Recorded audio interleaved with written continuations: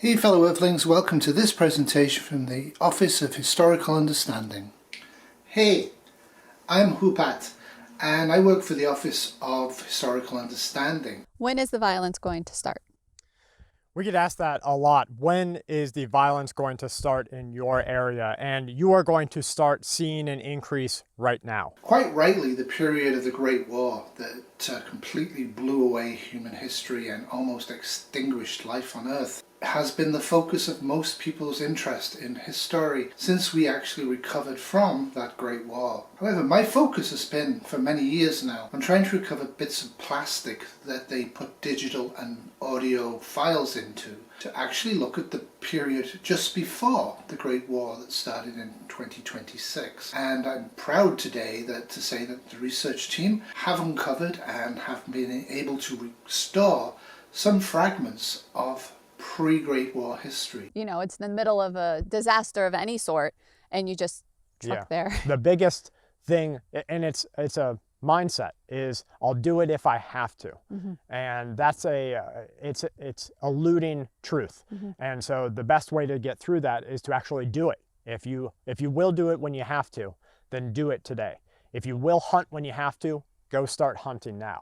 If you will garden when you have to, garden now. So constantly self-assess and then make those changes necessary now, because you might find out that, hey, my garden, my area is not good for gardening. Right. And so I need to either repair it or find alternatives like storage and things like that. And now, even with everything going on, if you have to repair your soil, it's easier to do it now. That's right. Then everything is becoming less available. Indeed, this is 2,000 years ago. We have to remember, in our terms, these people are primitives. The very concept of having land that is so mismanaged that you have to add a lot of inputs to it to actually make it fertile is just incomprehensible to us. But we have to remember that the motivation behind these people and their society was utterly different from ours today. Although society was extremely primitive at this time, technology was not, and in some ways remains ahead of our own. We just have not chosen to put our efforts into the technology that they did. And I think that's a good thing, and I'm sure you'll agree at the end of this documentary.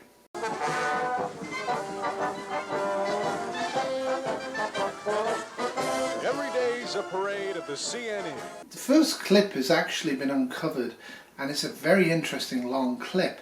This is believed to be from 2024, and it's the period immediately before the Great War. We believe that this was called CNE. We do not know why it was there.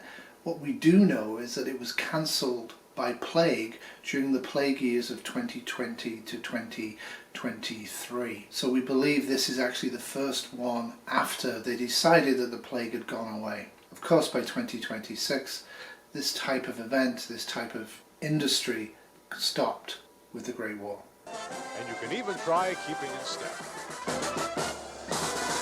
What's a visit to the X without a stroll down the Midway? Here's Debbie X. Try it, Come on, step right up and give it a shot. I think the X is totally fantastic. Yeah, what do you like about it? I like the rides and the people that work here. Toronto, of course, was a major city in the Merrican Empire. Toronto literally stood at the top of the Merrican Empire and was the cultural, arts and industrial centre of America. I think it's better than last year because there's more people, there's more cute guys this year. I wanted to try my hand at dart throwing along the Midway, but the Barkers wouldn't give me a free shot at it. I can't, I'm sorry. Don't give me a prize. Come on. They won't let me do it for free. Remember these guys. You're cheapskates. Come on, play the game, play the game. The Merrican Empire was absolutely devoted to a concept called capitalism. Everything and everyone had an actual price that was set not by them, they did not decide their worth, but was decided by others. And everything and everyone was a tradable good. This of course is believed to allow some of these people and some of the sentient creatures on the earth to be devalued, and to allow killing and murder of those people and creatures for the pursuit of economic paper, growth and power in a very, very dangerous, cruel and unsustainable way. A walk down the Midway led me to the Impulse Sundancers, students from North York's Claude Watson School for the Arts. think I'll need my glasses for this one. At that time, the human race was divided into two categories, male and female. Females had almost no rights whatsoever and were often traded by males and bought as status symbols and symbols of their male power. This, unbelievably, was also done to children. Just east of the Dufferin Gates, the Boy Scouts are offering a wonderful service this year. Wheelchairs to help the handicapped enjoy the X. I like doing this because I like helping people. I get to see different people, get to do different things. Of course, the Great War clearly shows that the Merrican Empire was founded on military-industrial might and power and expansion, without limit, which is the problem because everything has limits, as we know. However, this caused immense hierarchical and stratification within people. There was those in charge and the majority were not. And those in charge really inherently believed that their value was higher than anybody else's. Metro Ambulance is also on hand at the X. Most of the times we get heat exhaustion. We have accidents from some of the rides where the kids maybe catch their foot on some of the rides, tear them, cut them, break bones. Of course, today such absolute disregard for sentient animal safety is regarded as criminal, and rightly so. We know that the Merrican Empire had no female healthcare or contraception, so it's not really that surprising that they went over 8 billion people on their planet, and children and other lives were often just thrown away casually. There really was a surplus of humans, but very, very little in terms of humanity. Of course, the Great War reduced that human population of 8 billion to about 6,000, and the road back from that has been incredibly long and painful, with many, many horrible things happening. But through all of that process, we have evolved and become very, very much different from the Americans that you will see in this documentary. For example, children were often used in industry and military to fight and kill and to do dangerous and technically difficult jobs. This was extremely common throughout this period, and people didn't see any problem with it. Ladies and gentlemen, we've got hula hooping going on right now. We've got Farnita out here right now. She's doing her thing. It's easy, ladies and gentlemen. Come on in, get your names down, have a lot of fun. I wasn't too successful at hula hooping at first, but I learned from watching the pros, and before I knew it...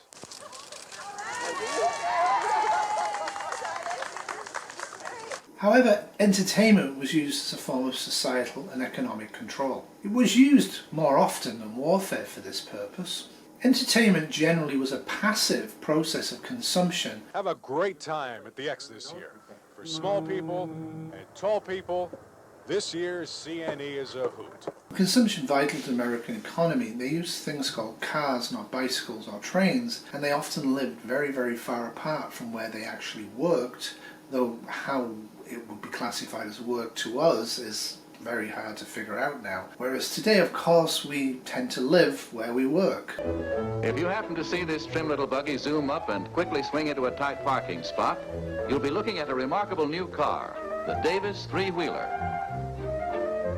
With 4 seated comfortably, it takes off. Gelsign has actually posited a theory. Cars were not a transportation device, but were a signifier of male power and strength, a phallic substitute for the often emasculated world that these people have created for themselves. Streamlined as a plane is this unique creation, with designer Gary Davis at the wheel. Built in Southern California, it logically incorporates several aircraft principles, such as adaptation of the tricycle landing gear system.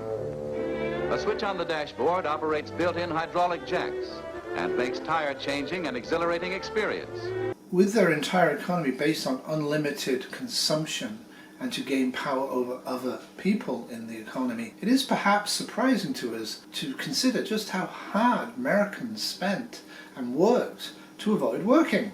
I would like to point out that the health benefits of regular muscular activity were very well known in this period.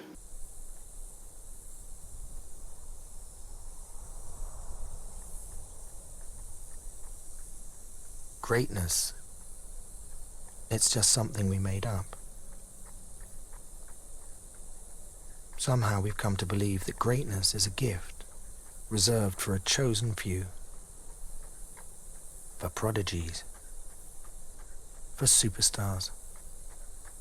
and the rest of us can only stand by watching. You can forget that. Greatness is not some rare DNA strand. It's not some precious thing. Greatness is no more unique to us than breathing. We're all capable of it. All of us.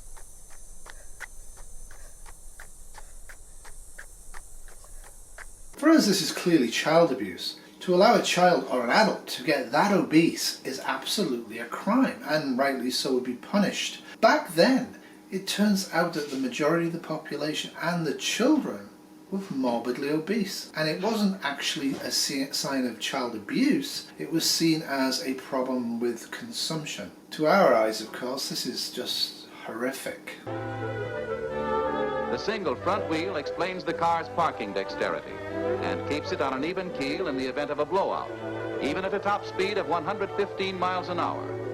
We believe 115 miles per hour is equivalent to about 58 or 68 kilometers an hour, though this is arguable. What is known is that the average transit speed for these vehicles in their cities that they created at this period was approximately 4 to 5 kilometers an hour. The only need to have speed and power is for the phallic option. And the phallic hypothesis is also given further support by the vast numbers of fat, obese, sedentary males who drove enormous trucks. There are no fenders, wraparound steel bumpers protect removable body panels. This little chariot can really run you around in circles. What's the trouble, Gary? Uh-oh, a modern Frankenstein. And here's another streamlined marvel on wheels. It only needs a pair of wings to be at home in the sky. Formidable indeed is its nose. Somewhat less spectacular is this sporty new creation of Gordon Burig of Pennsylvania, designer of the famous Cord. Front fenders of laminated fiberglass turn with the wheels made of light magnesium. Body and removable top are of aluminum and plastic. In the cockpit, or rather the driver's compartment, Mr. Burig operates the controls, closely resembling those of a plane. With so many people breeding and then leading unfettered consumptive lives without any thought for the biosphere they were in, and leading lives that for our purposes seem very non-functional, it is perhaps not that surprising that basic safety was completely ignored in most areas at this period. This of course further increased the status and power and wealth of the medical class. Healthcare at this point was called medicine and was seen as a business. It was oddly entirely focused on preventing death and had almost nothing to do with increasing quality and length of life.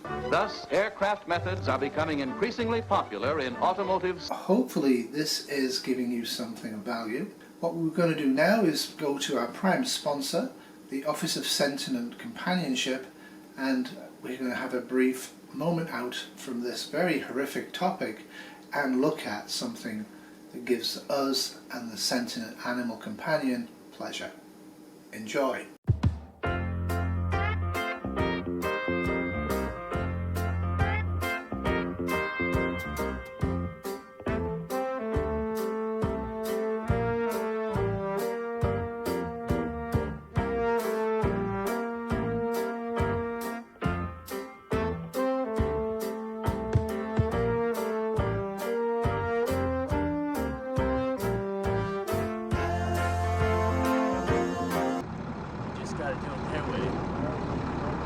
Oh, they're walking away. This is Merrican troops at the period. Troops were a classification of worker whose sole purpose was to kill, murder other human beings, for reasons that now to us we are unsure of. But how are they interacting with the children here?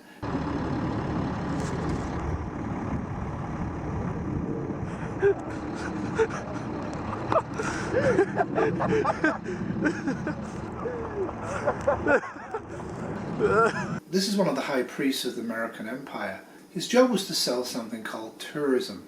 Tourism was costly travel without regard to the consumption, waste or effects on other people and other sentient animals by the tourism. As far as we can tell, the only purpose of this was to see something different. They did have net at this time There was absolutely no reason whatsoever to physically transport oneself just to see something. And remember, this was almost an entirely passive process. There was no active work or enjoyment going on here. This was passivity, complete. We believe it may have been related to hierarchical structure. The further you travel, the more status you would have on return. From my studies, I believe it's actually more to do with boredom. Would you like to travel to space? In the beginning, there was a journey to orbit. Then, there was a journey to the moon. And now, there's your journey. To support a great cause, Virgin Galactic and Amaze want to fly you and a friend to space on one of the first ever commercial flights. Just go to amaze.com/space and enter now. Join the army, they said. It'd be fun, they said.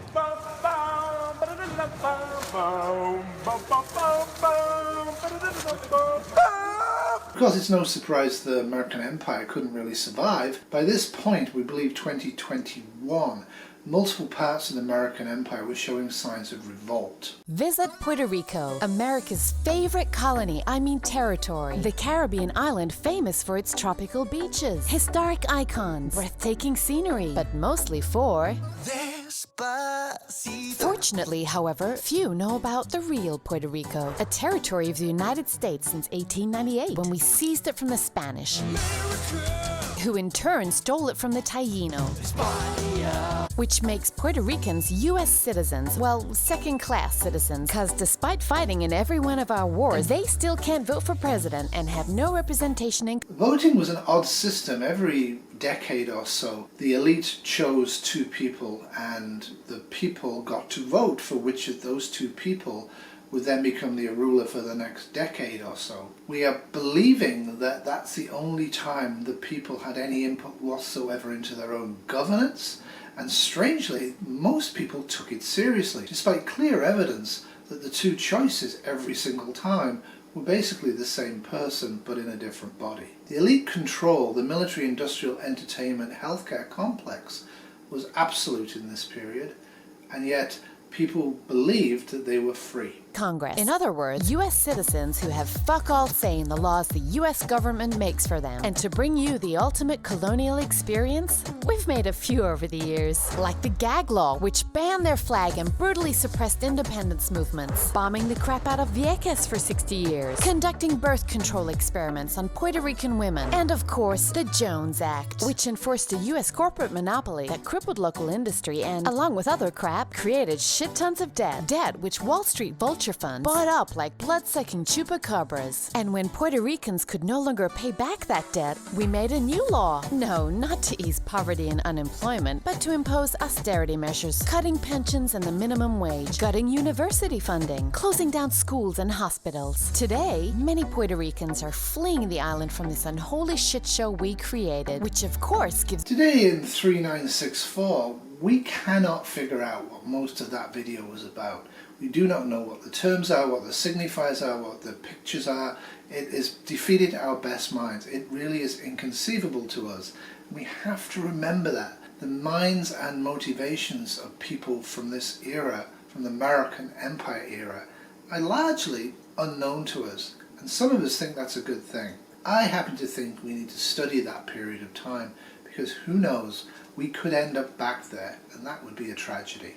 Rich gringos the chance to move in and buy up tropical beaches at a discount. Don't miss our special neo-colonial tax holiday package. And you too can be a pirate of the Caribbean, sipping pina colada with chupacabras, while Puerto Ricans get kicked out of their home. In the period 2020 to 2026, Mosaic Master 1, the semi-mythical leader of Puerto Rico's resistance group, has led many unsuccessful revolutions at that point. The Merrican Empire's army was extremely effective, and they also used something called debt to actually control people. How that worked, I'm unsure. They seemed to feel that there was an obligation to work for other people under certain circumstances, and they called that debt. What that exactly was, we really have no idea. Of course, the Mosaic Master 1 concrete fort has been widely excavated, and I had the pleasure last summer of going there, and I was actually the one that found the plastic shoe with holes in it. an extremely good way of actually summing up the Merrican Empire, a shoe with holes in it. What the heck was the point to that? However, we only found the one. What happened to the other shoe with holes in, we have no idea. What we do know, it was an horrendous waste of plastic and a shoe with holes? There have been many strange objects found in the Mosaic Master 1 Fortress Complex on Puerto Rico, and I will refer you at this point to another documentary series that's going to look at a different aspect of the pre-fall Merrican Empire. Visit Puerto Rico, the island you never even knew we were colonizing the shit out of. Authorized by the Department for the War and Territories. Also responsible for bullshit in American Samoa, U.S. Virgin Islands, Northern Marianas, and Guam. The Merrican Empire spent most of its power and wealth actually conquering most of the Earth's desert areas. Why they did this, we have no idea. We have tried to figure it out. It seems completely strange that you would want to occupy sand deserts, but this is in fact what they did. And they spent most of their wealth on this before the Great War. This looks unsafe. All right.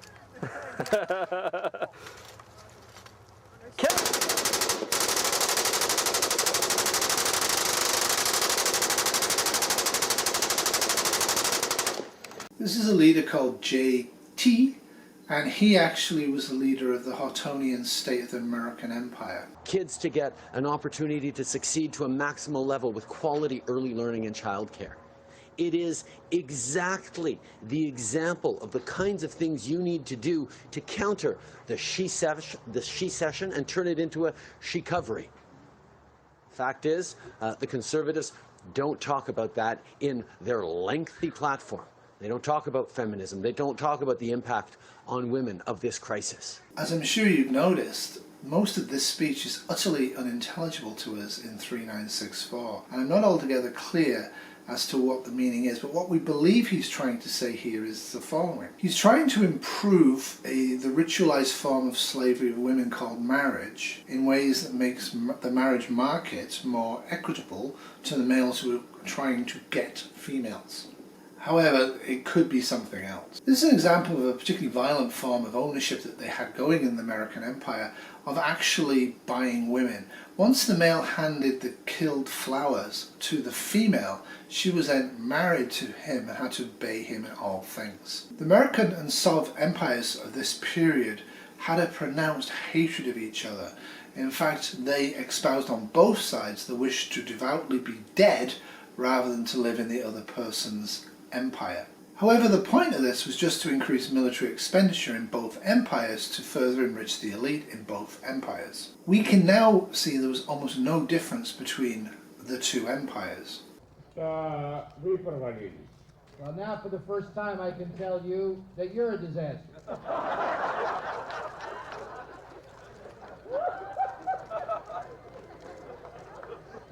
sure you get the right attribution there. Я надеюсь, что вы правильно все поняли.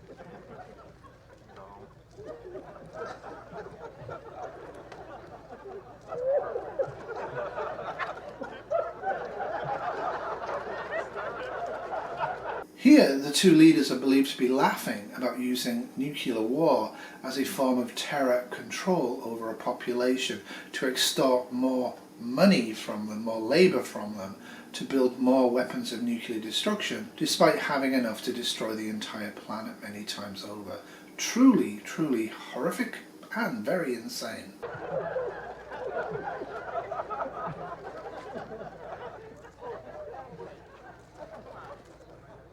It is believed from 1960 to 1962, at some point the Merrican Empire actually figured out how to control and take over the Sov Empire's elite. They merged, is more likely, both took out each other. And from that point onwards, they used their power base and their hatred of each other to enrich both elites in both empires and to control the population in both empires, right the way through to the inevitable failure of control that led to the Great War in 2026. When you look at what's happened over the last week, was it a failure of intelligence, planning, execution, or judgment? This is George S., the last great Merrican Empire leader. Look, I don't think it was a failure. Look, it was a simple choice, George.